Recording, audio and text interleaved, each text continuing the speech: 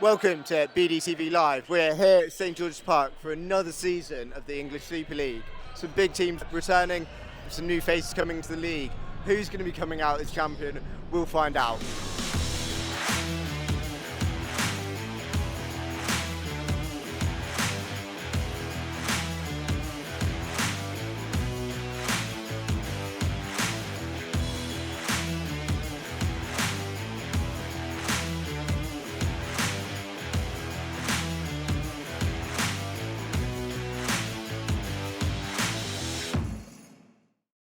Up first, we have the Men's English Super League Round 1 featured match, Manchester Killer Bees versus London Storm.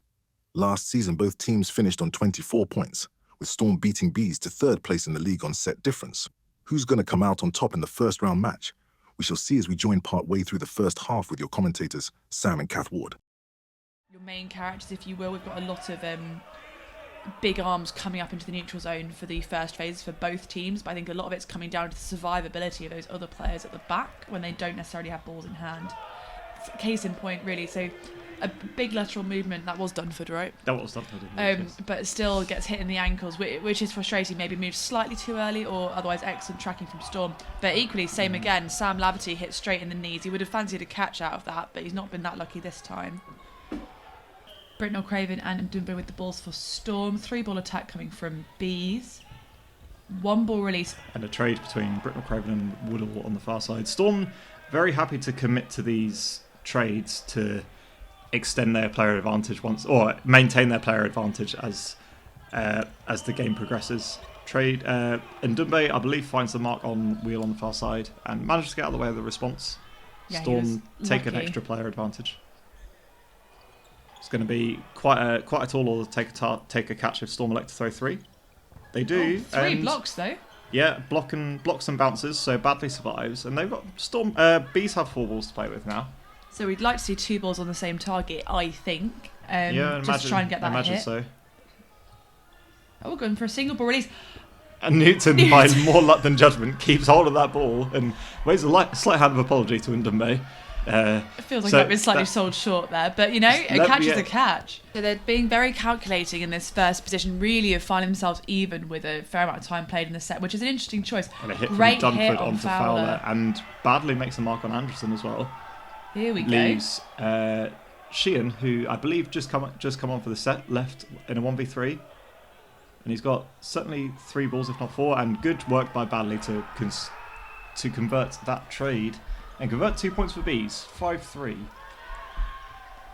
More so than just an individual quick start. Yeah, great movement from Wheel means that we still have 6 Bees on court, and similarly excellent from Fowler, and then Newton is found out by Britnell Craven, I think, there.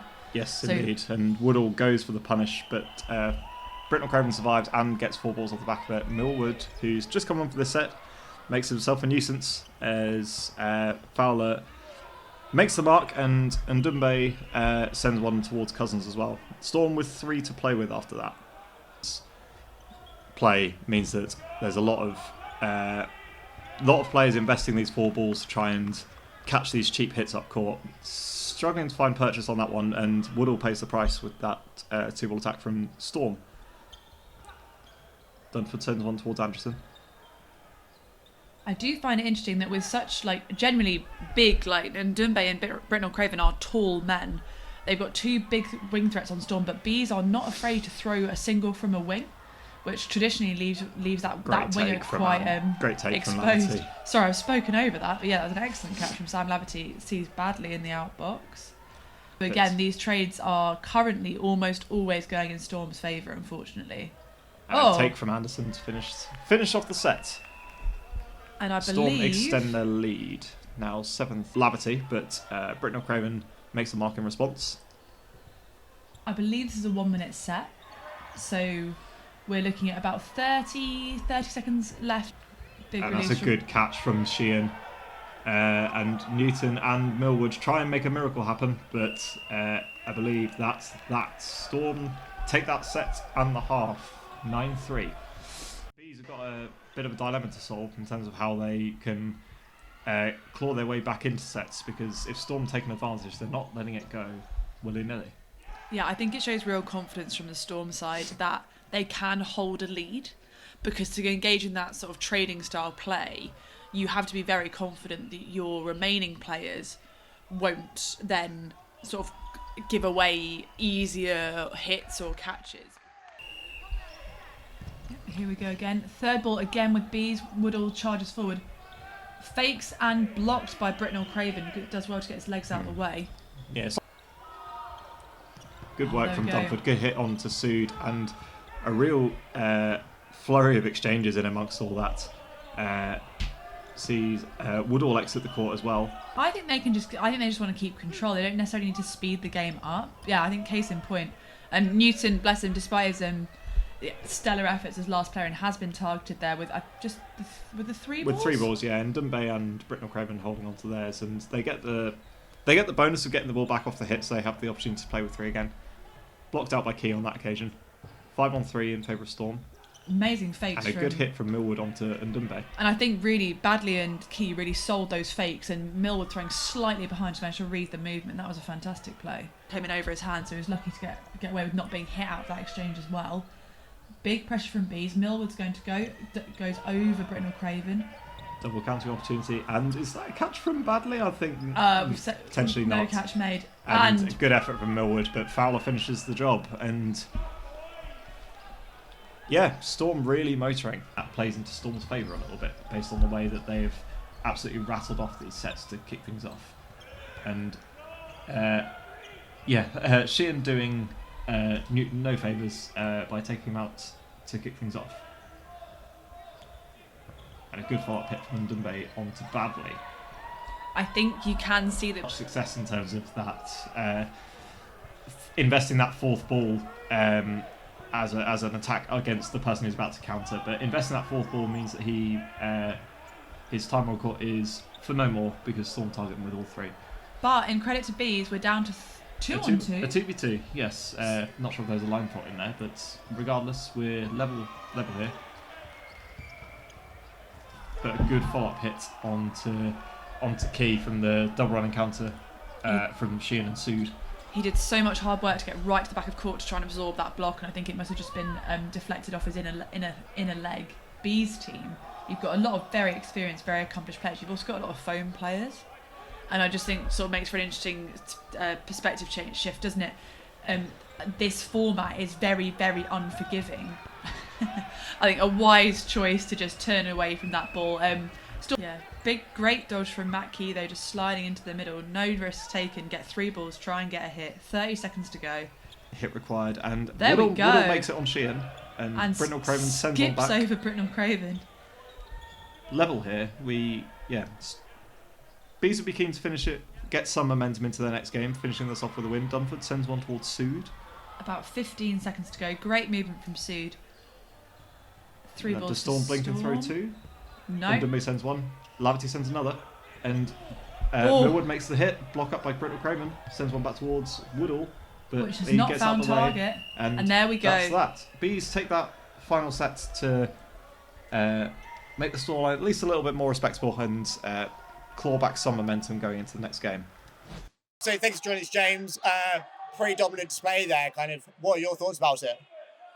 Feels quite cathartic, honestly. Manchester Bees is, like Matt said in the pre-league interview, that it's a bit of a rivalry between us. Obviously, probably 2 of the biggest clubs in the country, and they've been a bit of a bogey team for us before. Like they probably gave us a similar kind of result in their favour at the end of last season. So they felt really good to sort of bounce back from that, show that there was no skeleton to the closet, and we can just go and really show what we can do. I thought every single person on the court from our side played really well, gave exactly what I expected from them. And as the captain, it's exactly what you want from your players. So I'm thrilled with the result. So obviously disappointing result there, Matt. Kind of, what do you think happened, and why do you think you struggled to get into the game? I think Storm started really strong, like in the game, in the season-wise. Steve on the wing was really on it with pressuring our left-hand side, which kind of felt like it was tough to do anything. That's what Steve does every time. Their throwing on the single balls was like really on it. Ours was maybe lacking a little bit compared to where, I hope we can be. I know we can be in the future. Some of the catches they made, it didn't change the result, but some of the catches they made were lucky. And some of them were really good, and they deserved the win anyway. But we felt a bit like we felt a bit like the game was against us at points, which doesn't excuse the kind of performance that we were hoping to get. We didn't get there, but at the same day, it's kind of like nice to get all those things out of the way all at the same time. Maybe we're hoping that we can kind of like get past that. Some of those catches that weren't sticking the next 2 games will start sticking, and will kind of improve as the day go on. Elsewhere in the Men's English Super League, Norwich Nighthawks struggled in round 1, making the long trip from East Anglia. They ended up losing all 3 matches against the Spartans, Bedford Rangers and London Storm. They did have hard run-in for their first set of fixtures, and only coming 1 set short against Bedford Rangers, but they prop up the foot of the table in 10th. Newly promoted Bedford Mighty Eagles also struggled in round 1, ending the round without a win or draw, ending up on 0 points, and only ahead of Norwich by 2-set difference. They put up a valiant display in the Bedford derby, however lost 15-9. While in their other games against London Storm and Spartans, they struggled to get into the games and lost both, seeing them sit in 9th place after round 1. 8th sits London Storm's second team. They managed 1 draw and 2 losses in the first round. Their draw came up against Nottingham Sheriffs. The surprise of round 1 see Manchester Killer Bees sit in 7th place with only 1 win. After losing to Storm in the featured match, they then lost against Spartans. They ended the day with a win over Bedford Rangers, 14-10. Next in 6th sees Nottingham Sheriffs, also with 2 draws, one against London Storm's second team and the other Derby Phantoms. They put themselves in a solid spot to build on for the next rounds. Sitting middle of the table is Derby Phantoms. They won 1, drew 1 and lost 1. A solid performance against London Storm's second team saw them get their first win of the season. Next up in 4th is Bedford Rangers with 2 wins.